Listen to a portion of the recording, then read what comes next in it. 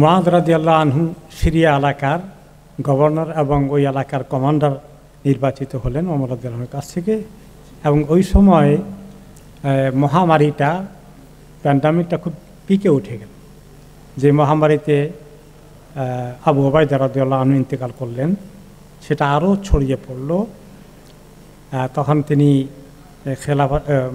কমান্ডারের এবং গভর্নরের দায়িত্ব নিয়ে মুআয রাদিয়াল্লাহু আনহু খুতবা দিলেন, বললেন, আইয়ুহান নাস ইন হাদাল ওয়াজআ রাহমাতু রাব্বিকুম। তিনি বললেন যে এই যে প্যান্ডামিক মহামারী, এটা তোমাদের রবের রহমত।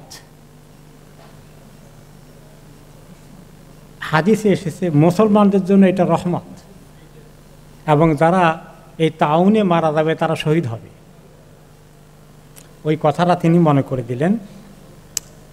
এবং দাওয়াত নবিয়্যিকুম, এবং তোমাদের নবী এটার জন্য দোয়া করেছেন, কারণ ওনার উম্মতের শহীদের সংখ্যা তা না হলে কমে যাবে। তারপরে তিনি বলেন খুতবার মধ্যে, ওয়া ইন্না মুআযান ইয়াসআলুল্লাহ আন ইউকাসসিমা লিআলি মুআয মিনহু হাযযাহুম।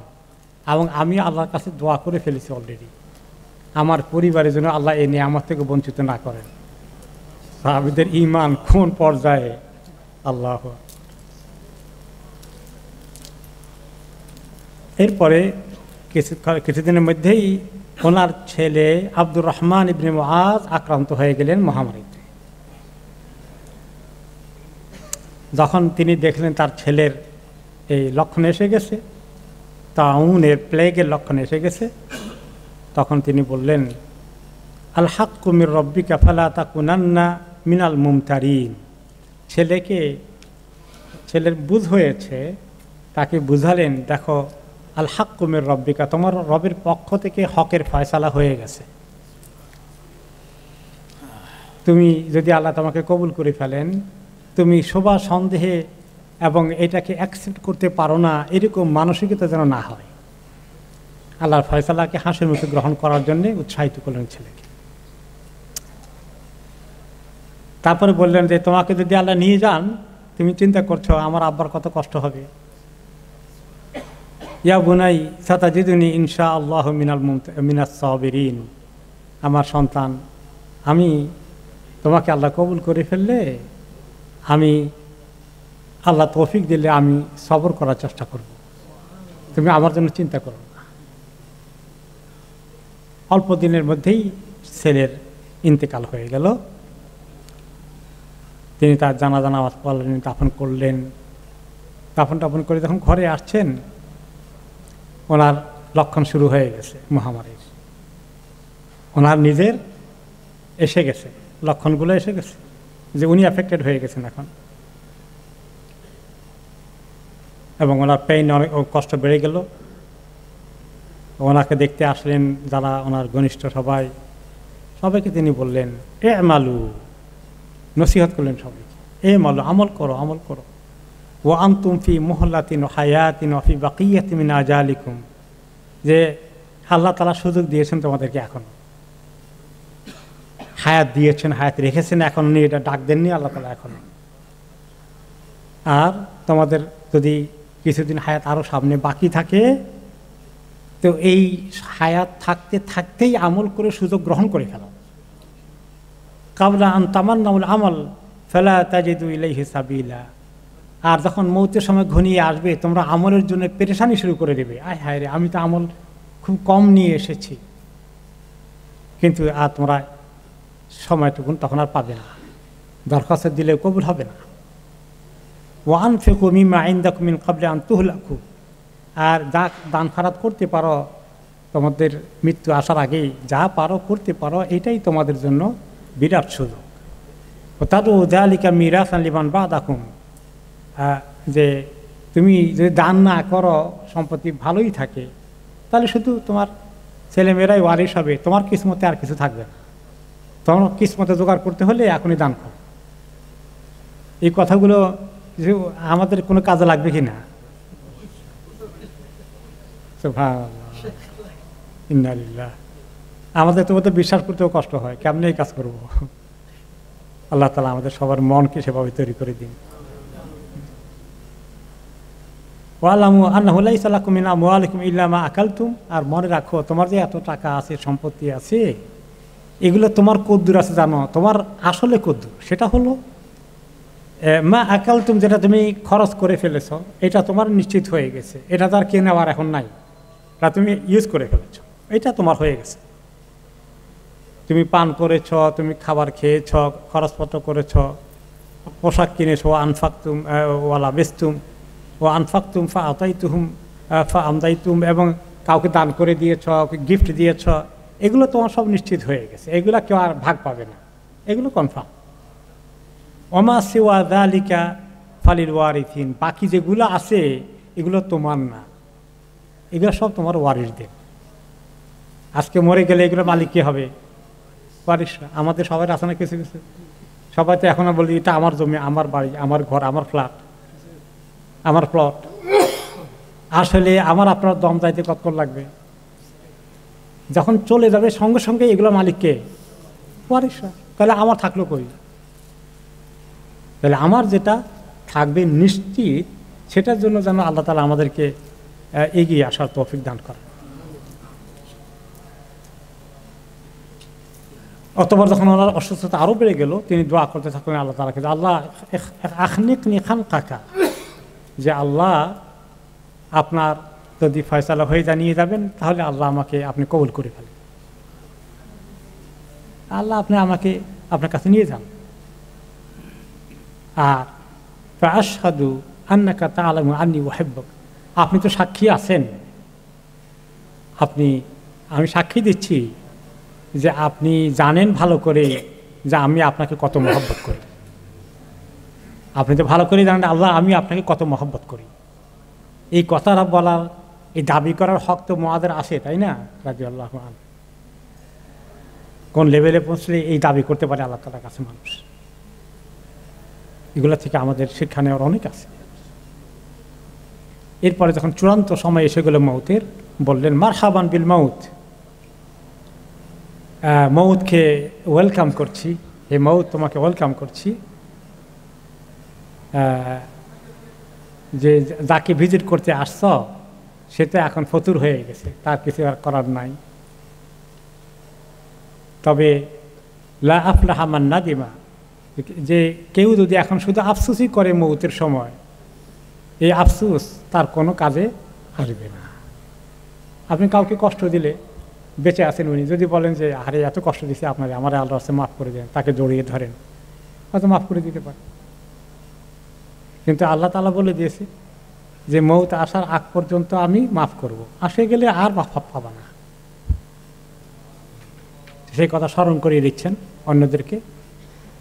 আল্লাহুম্মা ইন্নাকা তা'লামু আন্নী লাম আকুন উহিব্বুল বাকা ফিদ দুনিয়া লিদারিয়াল আনহার, আল্লাহ আপনি তো ভালো করে জানেন আমি দুনিয়াতে বেঁচে থাকার খুব শখ আছে, যে আহারে কত সুন্দর সুন্দর নদীগুলোর পানি প্রবাহিত হচ্ছে, এগুলোর আনন্দ উপভোগ করব, ওয়ালা লিগারসিল আশজার, অথবা অনেক বাগান বাড়ি তৈরি করব, আমি বহু গাছপালা লাগিয়ে আমার বাগান বাড়াবো, এরকম তো কোনো তামান্না আমার ভিতরে ছিল না, আল্লাহ আপনি ভালো করেই জানেন।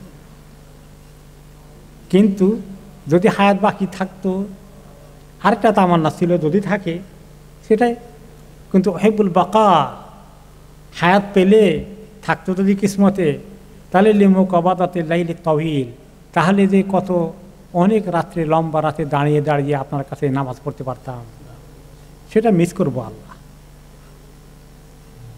অতুল সাআতি ফিন নাহারে, আর লেজামাইল হাওয়া, যে গরমের দিনেও নফল রোজা রাখা, ঘন্টা দিন লম্বা হলেও পিপাসায় এই একটি সময় কাটানো, পিপাসার মধ্যে থেকে রোজাগুলো, নফল রোজার পরে রোজা রাখা, হায়াত থাকলে তো আল্লাহ এই কাজে লাগাতাম, আমি দুনিয়ার এগুলো এনজয় করার জন্য লাগাতাম না।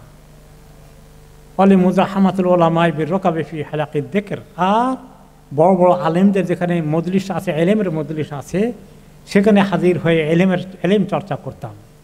এটাই আমার বন্ধ হয়ে গেল আল্লাহ। এছাড়া দুনিয়ার এত কিছু পেলাম না, এত এনজয় করতে পারলাম না, আর কোনো শখ আমার ছিল না আল্লাহ, আপনি ভালো করেই জানেন। ইন্তেকাল হয়ে গেল। ওই সময় ওনার বয়স কত ছিল জানেন? মাত্র 38 বছর। এবং একদিন যখন তিনি মসজিদে ঢুকছিলেন, নবী করিম সাল্লাল্লাহু আলাইহি ওয়াসাল্লাম জীবদ্দশা, তখন তিনি আরও অনেক জওয়ান বলেছিলেন, যখন তিনি মুআজ ভিতরে ঢুকেন সাহাবাদেরকে বললেন, এই মটকাটা দেখছো, এটা এলেম ভর্তি একটা মটকা। মটকা বোঝেন তো, বড় কন্টেইনার। হ্যাঁ, তিনি হলেন এই মানুষ। এত অল্প বয়সে এত এলেম অর্জন করেছিলেন আর এত আমল ছিল মাশাআল্লাহ। ওনার ইন্তেকাল হয়ে গেলে সেনাপতি এবং এলাকার গভর্নরের দায়িত্ব পেলেন আমর ইবনে আস রাদিয়াল্লাহু আনহু। তিনি ওনার জানাজা পড়ালেন, কবরে ওনাকে নিজে হাতে নামালেন এবং বড় বড় যারা ছিলেন সাহাবীরা মাটি দিলেন। আমর যখন ওনার কবর থেকে উঠে আসেন আমর ইবনে আস, ওনার কবর সম্পন্ন হয়ে গেল। তারপরে তিনি তখন দোয়া করলেন, রাহমাকাল্লাহ ইয়া মুআজ, হে মুআজ, আপনার প্রতি আল্লাহর অবারিত রহমত বর্ষণ হোক, আল্লাহ আপনার রহমত দিয়ে ভর্তি করে দিক। ফাকাদ কুনতা মা আলিমনাকা মিন নসাহাইল মুসলিমিন ওয়া মিন খিয়ারিহিম। আমরা কিভাবে দেখেছি আপনি কি পরিমাণ একজন খাঁটি আল্লাহর বান্দা ছিলেন এবং মুসলমানদের মধ্যে সেরা কাতারে থাকার মতো এই লেভেলের আপনার শান ছিল। অকুন্ত মুআদ্দিবান লিল জাহেল, কীভাবে আপনি যারা জাহেল, যারা লেখাপড়া জানে না, তাদেরকে এলেম শেখাতে কীভাবে আপনি চেষ্টা করেছিলেন। শাদীদান আলাল ফাজির, যে ব্যক্তি গুনাহ খাতা লিপ্ত থাকতে কীভাবে তাকে শক্তভাবে গুনাহ থেকে সরিয়ে আনতে আপনি এক পায়ে দাঁড়াচ্ছিলেন। রাহিমান বিল মুমিনিন, মুমিনদের প্রতি আপনার কত দয়া মায়া ছিল। এরপরে ওনার মৃত্যুর পরে আমর ইবনে আস রাদিয়াল্লাহু আনহু তখন তিনি দায়িত্ব পেলেন। তিনি উপস্থিত সৈন্যবাহিনীকে লক্ষ্য করে এবং ওখানকার মুসলিম বাসিন্দাদেরকে লক্ষ্য করে বললেন, আইয়ুহান নাস ইন্না হাযাল ওয়াজআ ইযা ওয়াকা ফাইন্নামা ইস্তাইলু ইস্তিআলান নার। এই লোকেরা, এই যে মহামারী প্লেগ, এটা কোনো জায়গায় যখন ঘটে এটা এত দ্রুত গতিতে ছড়িয়ে পড়ে, যেভাবে কোনো বাড়িতে আগুন লাগলে আগুন দ্রুত গতিতে অন্য বাড়িগুলোতে ছড়িয়ে পড়ে, পাশাপাশি যে সমস্ত বাড়িঘর থাকে কোনোটাকে মাফ করে না। ফাতাজাব্বালু মিনহু ফিল জাবাল, তাহলে তোমরা এক কাজ করো, সবাই একসঙ্গে কাছাকাছি থেকে আমরা যেখানে অবস্থান করছি এখানে থাকা যাবে না, পাহাড়ের উপরে উঠে আলাদা আলাদা করে এক এক জায়গায় এক একজন থাকি, মানে এক এক গ্রুপ থাকি। তাহলে এক জায়গায় ধরলে ওইখানে সীমাবদ্ধ থাকলে পাশে ধরার মতো, আগুনের পাশে যদি লাকড়ি না থাকে তাহলে আগুন বাড়তে পারবে? এই লাকড়ি, মানুষ লাকড়ি হয়ে গেছে মহামারীর কাছে, তো আপনার আলাদা চলে যাই তাহলে আর সুবিধা করতে পারবে না। এটা ওনার খুব সাংঘাতিক ইজতিহাদ ছিল। এবং এভাবে অনেকেই তখন আলাদা আলাদা বিভিন্ন জায়গায় থাকলেন, এক জায়গায় হয়ে গেলে এটা অন্য জায়গায় সহজে আর ছড়ালো না এবং পরে এক পর্যায়ে কমে গেল, চলে গেল। ওমর রাদিয়াল্লাহু আনহু এই খবর পেয়ে ওনাকে অনেক শুকরিয়া জানিয়েছিলেন যে আপনি কি সুন্দর, উনি আসলে অনেক বড় স্ট্র্যাটেজিস্ট, মানে কি করলে কি হবে এইগুলোর বিষয়ে ওনার এত নলেজ ছিল। আমর ইবনে আস, ওমর ইবনে খাত্তাব রাদিয়াল্লাহু আনহু লিখলেন এরপরে যে সালামুন আলাইকা, আপনার কাছে সালাম পাঠাচ্ছি, ফাইনি আহমাদুল্লাহ ইলাইকা আল্লাযী লা ইলাহা ইল্লা হুয়া, সে আল্লাহ শুকর আদায় করছি আপনার কাছে যিনি ছাড়া কোনো মাবুদ নেই। আম্মা বাদ, অতঃপর ফাইন্না মুআয ইবনে জাবাল রাহিমাহুল্লাহ কাদ মাতা, মুআয রাদিয়াল্লাহু আনহুর ইন্তেকাল হয়ে গেছে।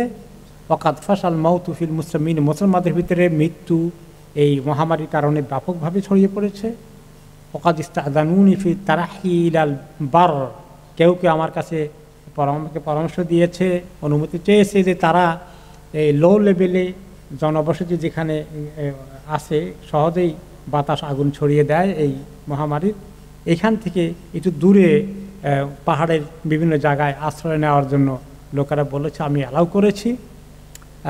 কাদ আলিমতু ইন্না ইকামাতাল মুকিম লা তুকাররিবুহু মিন আজলি, আমি জানি যদিও যে কেউ পাশে থাকলেও তার আল্লাহর হুকুম না থাকলে তার মৌত হবে না, এটাও আমি জানি হে খলিফা।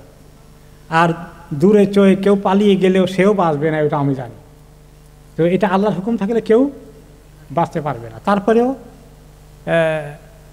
ওয়ালা আদফাউ বিকাদরহু, তকদিরে থাকলে তাকে ধরেই ফেলবে, তবু আমরা চেষ্টা করা, সেটা আমরা করে দেখলাম কি হয়। আসসালামু আলাইকুম ওয়া রাহমাতুল্লাহি ওয়া বারাকাতুহু, চিঠি শেষ করে দিলেন। যখন আমরা আসের চিঠি গেল মদিনায় ওমর রাদিয়াল্লাহু আনহুর কাছে, তিনি তখন তো আর টেলিফোন মোবাইল ফোন ছিল না, খবর দিচ্ছে উনি তো মারা গেছেন, সেই যুগ তো ছিল না। এই চিঠির মাধ্যমে ওমর রাদিয়াল্লাহু আনহু খবর পেলেন মুআযের মৃত্যুর খবর পেয়ে উনি একদম ভেঙে পড়লেন যে এই কয়েকদিন আগেই আল্লাহ নবীর এমন জলিল কদর সাহাবী আবু উবাইদা ইন্তেকাল হয়ে গেল, এখন মুআযের মতো এত বড় আলেম এবং কমান্ডার এবং গভর্নর ওনারও ইন্তেকাল হয়ে গেল।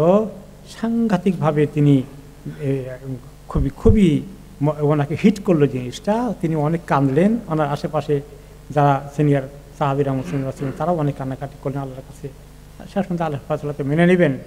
তো ওমর রাদিয়াল্লাহু আনহু তখন মন্তব্য করলেন, রাহিমাল্লাহু মুআযান, আল্লাহ তাআলা এই মুআযকে রহম করুন।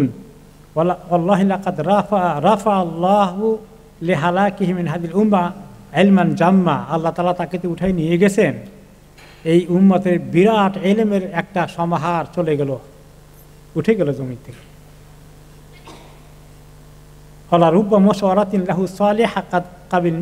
আমি যে তার কত ভালো ভালো পরামর্শ পেয়েছি রাষ্ট্র পরিচালনার জন্য, কত পরামর্শ সে আমাকে দিয়েছিল যেগুলো অত্যন্ত গুরুত্বপূর্ণ ছিল, আমরা অ্যাকসেপ্ট করেছিলাম, অনেক ফায়দা পেয়েছিলাম। ওরা আইনা আদাতিলা খাইরিন বারাকা, তার একটা পরামর্শ আমাদেরকে অনেক খায়ের এবং বরকত নিয়ে এসেছিল। আর রুব্বাইলমিন আফাদানাহু, যে তার কত এলেম থেকে আমরা অনেক ফায়দা পেয়েছিলাম। খায়রুন দাল্লানা আলাইহি, আমাদেরকে সবসময় ভালোর দিকে কিভাবে তিনি টেনে নিয়ে যেতেন। জাযাহুল্লাহু জাযা আস-সালিহিন, আল্লাহ তাআলা ওনাকে এমন পুরস্কার দান করুন যেটা আল্লাহ যুগে যুগে সালেহিন থেকে দান করেছেন, এই দোয়া করলেন। এরপরে 3 নম্বর আরেকজন কমান্ডার মারা গেলেন এই মহামারীতে, ওই শামের সিরিয়ার ওই এলাকায়। তিনিও আরেকজন বড় মাপের কমান্ডার ছিলেন, খুবই চৌকস কমান্ডার। তিনি হলেন আবু সুফিয়ানের ছেলে, যে আবু সুফিয়ান রাসূলুল্লাহ সাল্লাল্লাহু আলাইহি ওয়াসাল্লাম দুশমনী করেছিলেন, মক্কা বিজয় পেয়ে ইসলাম কবুল করেছেন। তার একটা ছেলে ছিল ইয়াজিদ, তিনি বাবার চেয়ে অনেক গুণ ইসলাম প্রেমী ছিলেন, অনেক গুণ বেশি, একদম মজবুত ইমানদার এবং লড়াইয়ের ময়দানে জিহাদের ময়দানে সবসময় আগে আগে থাকতেন। এই সাহসী যোদ্ধা উনিও অ্যাফেক্টেড হয়ে গেলেন মহামারীতে, ইন্তেকাল হয়ে গেল। এইভাবে বেশ কয়েকজন সেখানে ইন্তেকাল করলেন, তার মধ্যে শরহাবিল ইবনে হাসান নামেও আরেকজন ছিলেন। এরপরে আস্তে আস্তে তো এক পর্যায়ে ওমর রাদিয়াল্লাহু আনহু চিন্তা করলেন যে তিনি এত বড় বড় লিডাররা, সিরিয়া একটা বিরাট ফ্রন্ট লাইন, অনেক সুন্দর দেশ, উর্বর দেশ, মুসলমানদের আন্ডারে এসেছে। এটা রোমান সম্রাটের আন্ডারে ছিল, কিন্তু বিজয় করে মুসলমানদের আন্ডারে এসেছে।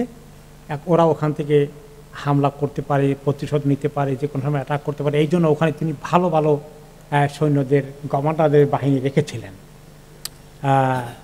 যারা অনেক সাহসী যোদ্ধা ছিলেন। তারপরে তাদের ইন্তেকাল হয়ে গেল। ওখানে কিছু শৃঙ্খলা ফিরিয়ে আনা বা লোকদের মনোবল তৈরি করা, এছাড়া বড় বড় লিডাররা, ওলামারা ইন্তেকালের পরে যে শূন্যতা হয়েছে, সেখানে কিছু সমস্যা আসলো।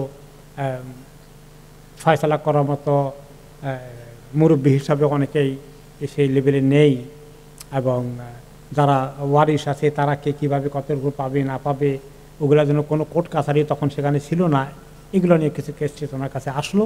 সেই জন্য তিনি চিন্তা করলেন ওখানে গিয়ে ভিজিট করবেন ওই সিরিয়াকে মদিনা থেকে, এবং সেখানে তিনি সব কিছু ঠিকঠাক করে দিয়ে আসবেন। তিনি সেখানে চলে গেলেন, গিয়ে তিনি ওই এলাকা সফর করলেন।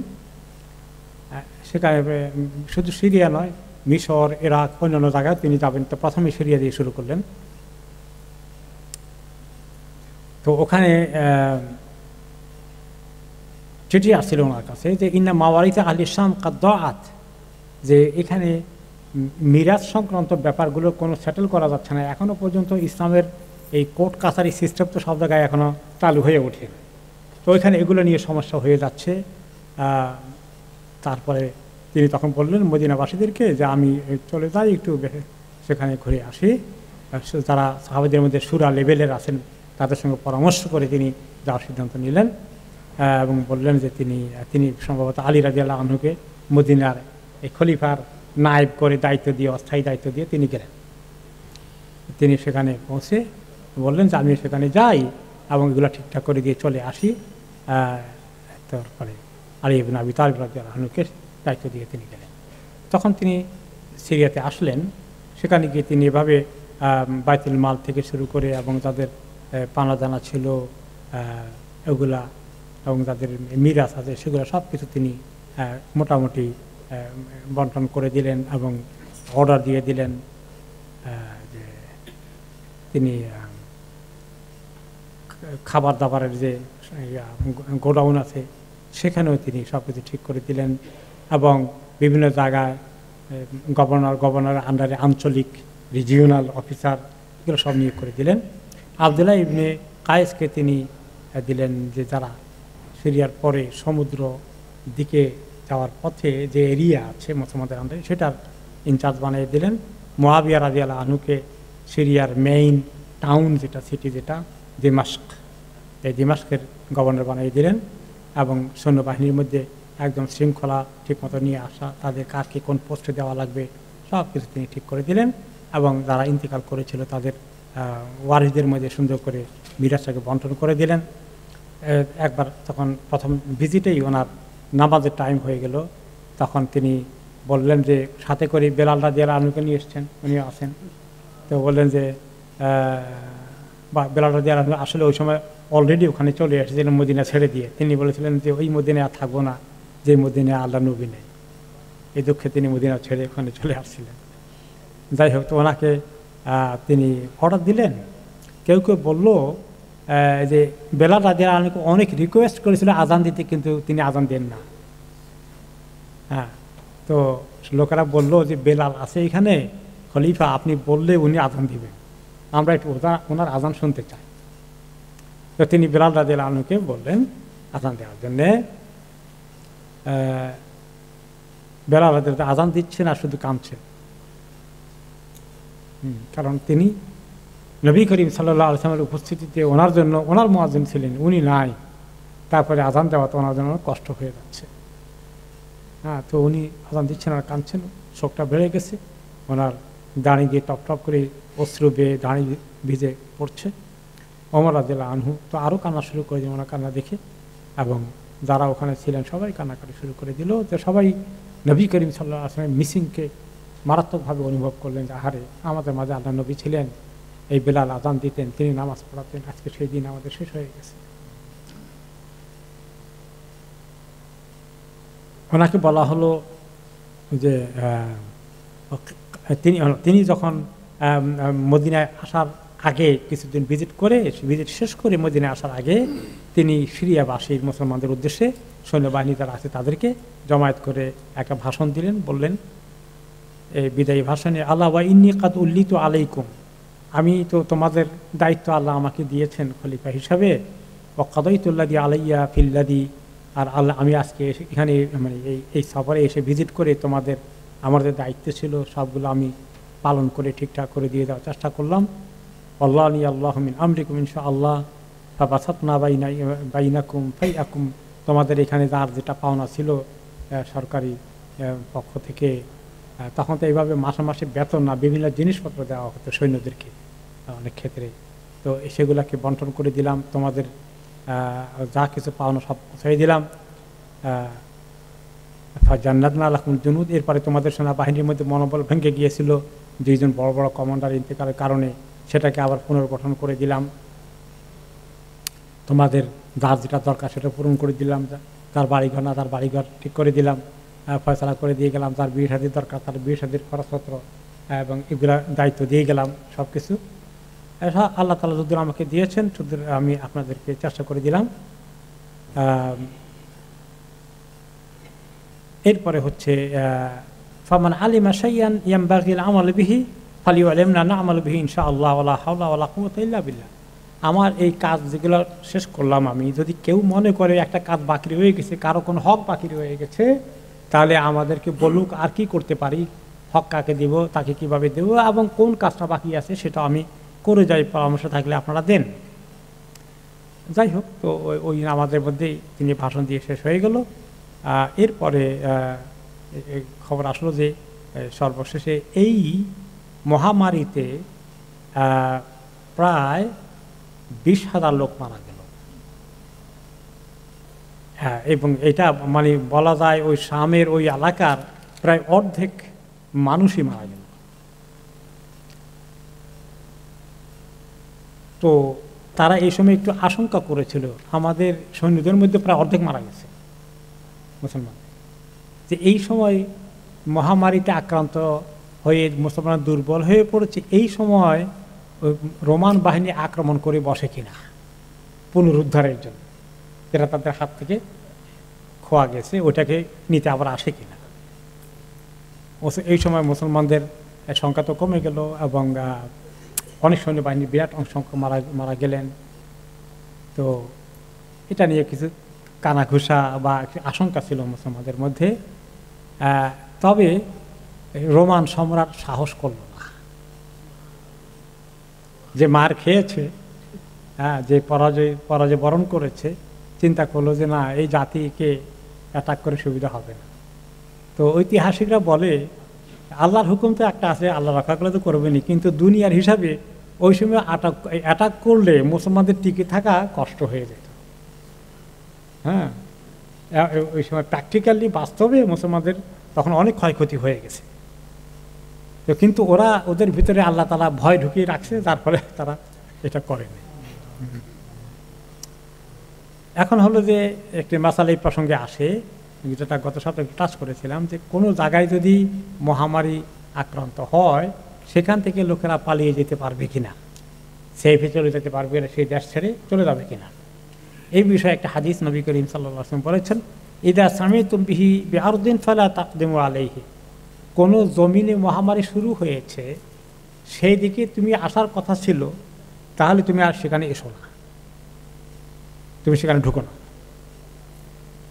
ওয়াইদা ওয়াকা বিআরদিন ওয়া আনতুম ফিহা ফালা তাখরুজু ফিরারান মিনহু, আর যে জমিনে এসে গেছে অলরেডি সেখান থেকে তুমি পালিয়ে যাও না, বের হয়ে যাও। এটা হলো প্রিন্সিপাল। বাইরের থেকে ওখানে ঢুকো না, আর ভিতর থেকে বের হয়েও না। ভিতর থেকে বের হলে দুইটা জিনিস, এটা হলো তুমি মৌত থেকে পালানোর জন্য খুঁজতেছ, আল্লাহ তো তোমাকে যেখানে মৌত আছে সেখানে হবেই। আর 2 নম্বর হচ্ছে, সে পালিয়ে গেলে আরও একটা ক্ষতি, সে যদি জার্ম ক্যারি করে, ভিতরে জার্ম ঢুকে চার পাই নাই, ওইখানে গিয়ে তো সেটা ছড়িয়ে দিবে। আর এটা একটা, এই প্যান্ডামিকের সময় অনেক মুসলমানরা এটাকে ইউজ করেছে, যে ওই যে এটাকে কি বলে তারা করেছিল, যে সফর টফর বন্ধ করে দিয়ে লকডাউন। এই লকডাউন যেটা, এটার আসলে ইসলামে এর ইতিহাস আছে, মানে ইসলামের মধ্যে এর ইঙ্গিত আছে, যে ইট ইজ মানে স্প্রেডটাকে থামানোর জন্য কন্ট্রোল করাটা, এটা ইসলাম অ্যালাউ করেছে। তাহলে মডার্ন সায়েন্স এর সঙ্গে ইসলামের এখানে কোনো কন্ট্রাডিকশন হয় নাই, বরং মডার্ন সায়েন্স অনেক পরে যেটা আবিষ্কার করেছে, ইসলাম অনেক আগেই নবী করিম সাল্লাল্লাহু আলাইহি ওয়াসাল্লাম বলে গেছেন, হ্যাঁ, 1000 বছর আগে, তাই না?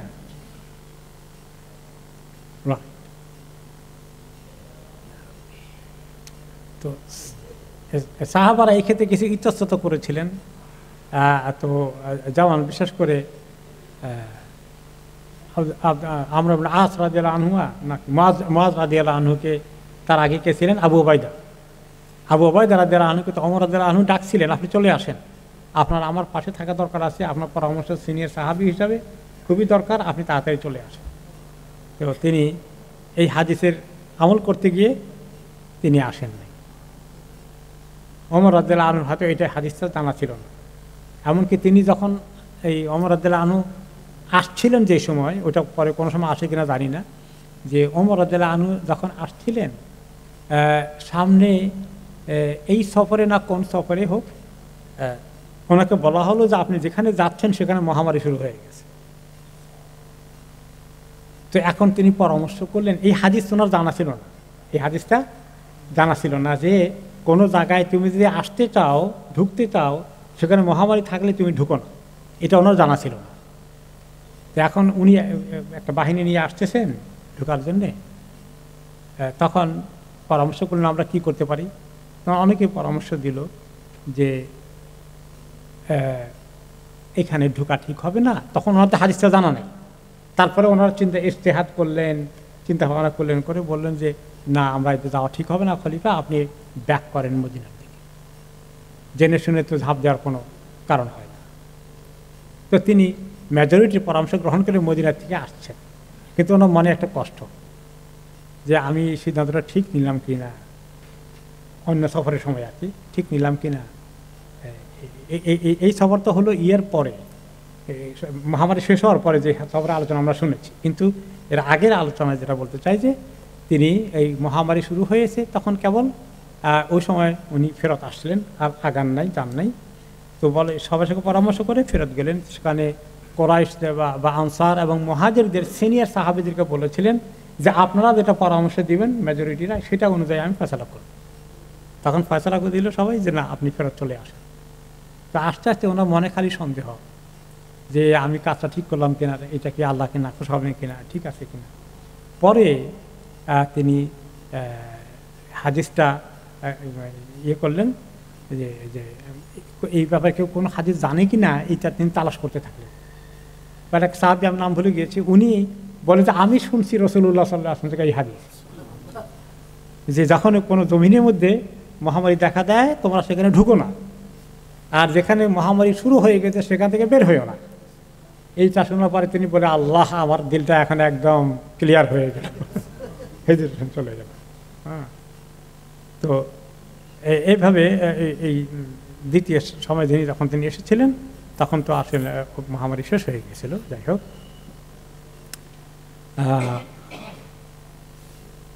ওমর রাদিয়াল্লাহু তাআলা আনহু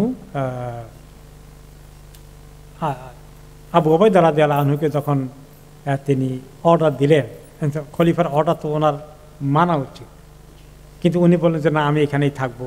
এটা তিনি ওনার সঙ্গে না কি বলে যে ওনার অর্ডারটাকে তিনি অমান্য করেননি, অনুরোধের আকারে বলেছেন যে আমাকে থাকতে দেন, আল্লাহ তাআলা আমাকে এখানেই যদি কবুল করে, এটা আল্লাহ আমার জন্য কবুল করুন। ওকে, তো উনি হলেন এই সাহাবী।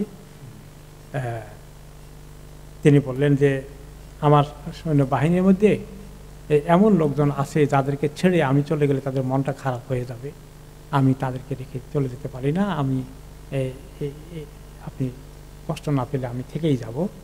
শেষ পর্যন্ত অবশ্য উনি আর জোর করেননি, সেক্ষেত্রে তিনি থেকে গেলেন। তাহলে কেউ যদি থাকে কোনো মাসলাহাতের কারণে, হাদিসে তো বলছে মহামারী মধ্যে বা অথবা মানে খলিফার অর্ডার হলে তো যাইতে হবে, কিন্তু এখানে যদি কোনো কারণ থাকে তাহলে সেই কারণটা যদি জাস্টিফাইড হয় তাহলে খলিফার প্রতি আনুগত্যহীনতা হবে। আর খলিফা এটা অর্ডার দিয়েছিলেন না অনুরোধ করেছিলেন, সেটাও প্রশ্ন থাকতে পারে। কারণ উনি তো জানেন যে আতিউল্লাহ ওয়া আতিউর রাসূলা ওয়া উলিল আমরি মিনকুম, যদি তোমাদের আল্লাহর কথা শুনো, রসুলের কথা শুনো, আর তোমাদের যিনি নেতা খলিফা হবেন তার কথাও শুনো, তো তিনি তো অবাধ্য হতে পারেন না। তিনি নিশ্চয়ই অবাধ্য করেননি, কিন্তু তিনি মনে করেছেন খলিফা আমাকে অর্ডার দেন নাই, বরং আমাকে তিনি পাওয়ার জন্য, আমাকে বাঁচানোর জন্য তিনি চেষ্টা করেছেন। এক্ষেত্রে ওনার এটা জাস্টিফাইড হয়েছে। এরপরে আমরা যাবো যে জিনিসের দিকে, যে ওমর রাদিয়াল্লাহু আনহুর সময়ে রাষ্ট্রের বিভিন্ন ডিপার্টমেন্টকে তিনি ভালো করে সাজিয়েছেন। কারণ নবী করিম সাল্লাল্লাহু আলাইহি সাল্লামের যুদ্ধ করতে করতে করতে করতে মক্কা বিজয় মাত্র 1 বছরের মাথায় তিনি চলে গেলেন দুনিয়া থেকে। এই সমস্ত রাষ্ট্রের যে স্থাপনা আছে, ডিপার্টমেন্ট আছে, এগুলো এস্টাবলিশ করে যাওয়া, ডিপার্টমেন্ট সাজাইয়ে যাওয়া, মিনিস্ট্রি সাজাইয়ে যাওয়া, এগুলো তিনি করতে পারেন। আবু বকর রাদিয়াল্লাহু আনহু ওনার পরে 3.5 বছর পেলেন, উনিও যুদ্ধ করতে হলো, সেই রিদ্দার যুদ্ধ মুরতাদদের সঙ্গে। এরপরে আবার ইরাকে এবং সিরিয়া যুদ্ধ, তারা অ্যাটাক করছে, সেগুলা নিয়ে তো উনিও সময় বেশি পান নাই। তো ওমর রাদিয়াল্লাহু আনহু তো ভালো সময় পেয়েছেন, যার ফলে তিনি বিভিন্ন প্রতিষ্ঠানগুলোকে ঠিক করেছেন, জাকাতের ডিপার্টমেন্ট খুলেছেন, জাকাতের কর্মচারী নিয়োগ করে দিয়ে ভালো করে সেটা একটা মানে আলাদা ডিপার্টমেন্ট হয়ে গেছে। হচ্ছে অর্থনৈতিকভাবে রাষ্ট্রের কোন কোন জায়গা থেকে ইনকাম আসবে সেগুলা তিনি সুন্দর করে ঠিক করেছেন। খাজনা নিয়েছেন জমিন থেকে বিভিন্ন জায়গায়, এখন রাষ্ট্র পরিচালনা করতে এখন খরচ আছে, সে খরচ তো মানুষের পাবলিকে কিছু ট্যাক্স না দিলে রাষ্ট্র চলবে কি দিয়ে, কার টাকা দিয়ে চলবে? তাহলে এই যে প্রাতিষ্ঠানিক রূপ দেওয়া এগুলো তিনি করেছেন। তারপরে হচ্ছে যে তিনি ওসর যেটা আছে সেটাও তিনি চালু করেছেন। ফসলি জমির দরভাগের এক ভাগ নেওয়ার ক্ষেত্রে এটাকে কালেকশন করার জন্য ডিপার্টমেন্ট করেছেন। গনিমতের মাল যখন আসে যুদ্ধে বিজয়ের পরে সেগুলোকে কীভাবে বন্টন করতে হবে এটার জন্য আলাদা ডিপার্টমেন্ট করেছেন, দায়িত্বশীল নিয়োগ করেছেন। তারপর রাষ্ট্রের কী কী খরচ আছে সেগুলোর জন্য রেখে দিয়েছেন একটা ফান্ড। তারপরে সামরিক বাহিনীর লোকদের জন্য বেতন বা পারিশ্রমিক বা তাদের যে বেতন আছে এগুলোর জন্য তিনি ব্যবস্থা করেছেন। এরপরে তিনি ইসলামী মুদ্রা চালু করেছেন, সেটা সোনা এবং রূপা দিয়ে এগুলাকে তিনি কয়েন আকারে ছাপিয়েছেন, যেটা মোটামুটি এই প্রথম আনুষ্ঠানিকভাবে বলা যায় প্রথম ইসলামিক কারেন্সি, মুসলিম স্টেটের কারেন্সি ছিল। এরপরে তিনি বিচার ব্যবস্থাকে সাজিয়েছেন কোর্ট কাছারির মতো করে। এর আগে কি ছিল, নবী করিম সাল্লাল্লাহু আলাইহি ওয়াসাল্লামের কাছে গিয়ে বিচার চাইতে উনি বসে ফয়সালা করে দিতেন। আবু বকর রাদিয়াল্লাহু আনহু মদিনায় বসে ফয়সালা করেছেন, ওমর রাদিয়াল্লাহু আনহু তাই করেছেন। এবার আস্তে আস্তে খলিফা তো থাকবেই, খলিফা তো সবগুলো কেস দেখতে পারবেন না, এই জন্য তিনি বিভিন্ন জায়গায় বিচারক নিয়োগ করেছেন, বিশেষ করে মদিনার বাইরে ইয়ামানে পাঠিয়েছেন এবং সিরিয়া বিভিন্ন জায়গায়। এগুলোর ক্ষেত্রে ওমর রাদিয়াল্লাহু আনহু প্রত্যেকটি শহরে, প্রত্যেকটি অঞ্চলে, প্রত্যেকটি রিজিয়নের মধ্যে তিনি ডিপার্টমেন্ট খুলেছেন যে বিচার বিভাগ আলাদা করে সেখানে বিচারক হয়েছে। কারণ যিনি গভর্নর থাকেন ওনার অনেক কাজ, বিচার করতে বসলে তো রাষ্ট্রের কাজ চলবে না। সৈন্যবাহিনীর কমান্ডারের কাজ আছে, সেই দিকে আরেক কাজ আছে, ওইটায় তাদেরকে সবসময় রেডি থাকতে হয়। এই জন্য তিনি বিচার বিভাগকে কমপ্লিটলি একটা আলাদা ডিপার্টমেন্ট হিসাবে কায়েম করে ফেললেন। ওনার সময়ে এইটা একটা আলাদা ডিপার্টমেন্ট হয়ে গেল। এর আগে এটা ছিল মেইন রুলারের একটা কাজের অংশ, মেইন শাসকের কাজের অংশ, কিন্তু এখন এটা আলাদা ডিপার্টমেন্ট হয়ে গেল। এরপরে তিনি বিভিন্ন জায়গায় বিচারক নিয়োগ দিলেন, তাদের মধ্যে বড় বড় সাহাবীদেরকে পাঠিয়েছিলেন। তিনি বিভিন্ন জায়গায় যে কয়েকজন নামকরা সাহাবীকে পাঠিয়েছেন বিচারক হিসাবে, তার মধ্যে একজন হচ্ছেন সালমান ইবনে রাবিয়া। ওনাকে তিনি বসরা এবং কাদেসিয়া অথবা কাদেসিয়া এলাকার বিচারক নিয়োগ করলেন। কাইস ইবনে আবিল আস আল কুরাশিকে মিশরের বিচারক নিয়োগ করলেন। এরপরে নাফেল খোদাইকে, যিনি মক্কার গভর্নর ছিলেন, ওনাকে তিনি মক্কার গভর্নর নিয়োগ দিলেন। তারপরে এর পরবর্তী পর্যায়ে খালিদ ইবনে আসকে তিনি নিয়োগ দিয়েছিলেন। সনা ইয়ামানে ইয়ালা ইবনে উমাইয়াকে দায়িত্ব দিলেন, আর তাইফে দায়িত্ব দিলেন সুফিয়ান ইবনে আবদুল্লাহকে, যিনি গভর্নর তাইফের সেম টাইম তাকে বিচারকের দায়িত্ব দিলেন। কোনো কোনো ক্ষেত্রে তিনি দুইটাই একসঙ্গে দিয়েছেন, আর যেখানে কাজ বেশি গভর্নরের সেখানে আলাদা বিচারক নিয়োগ দিয়েছেন।